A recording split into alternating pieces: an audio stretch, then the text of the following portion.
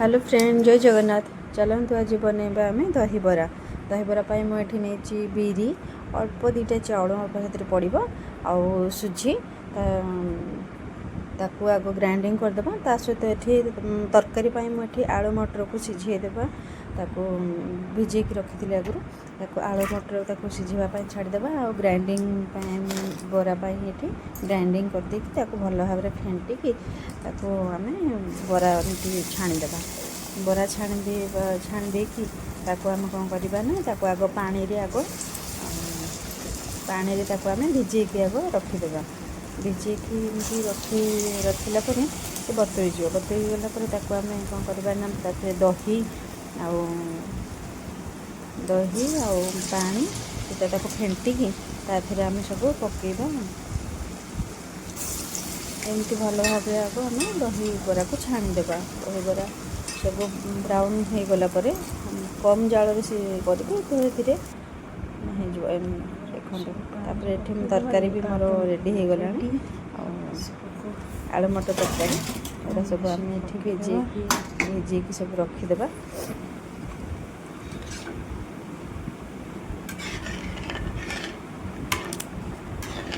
घरे जो तो बनाऊे नॉर्मली तरकारी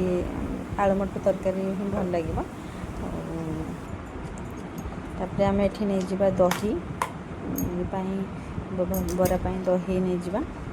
दही की भल भाव में टी फेंटी देले भल लगे आउ टे भल लगे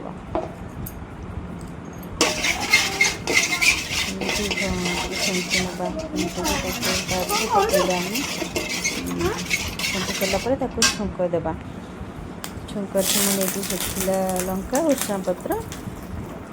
नहीं आग छुंकटे देदेबा छुंक देदेला से मो बाटिकी बाटी नहीं पुदीना पत्र धनिया पत्र आ कंचा लंका ताकू बाटी नहीं करदे आपर ये जो जीरा लंका गुंड टे पकईदेवा ताधीरे चीनी पकईदेवा चीनी टे पकईले बराटा टे मीठा मीठा लगे देखो मोर ए बरा गुड़ाक पूरा भल भाव में पूरा भिजी जाइए पूरा सफ्ट सफ्ट हो जाइए आम ए दही पानी बाहर करके दही पकईदेवा दही जो छुंक देकी रखी से पकईदेवा पकईदेलापर आउ टे गार्निशिंग करवा से जीरा लगा गुंड दही भुसुंगा पत्र आउे पकई देकी गार्निशिंग करके रखीदेवा देखो केते सुंदर देखा जाउछे दहीबरा एबे माने मो अल्प किछि बाहर करूची दहीबरा से अल्प टे तरकारी देकी पियाज जीरा लंका गुंड सेव टे पकईकी गार्निशिंग करके देखा चलो टेस्ट करवा आम दहीबरा बिटे लुण पकई जो बाटी जोड़ा धनिया पत्र पुदीना पत्र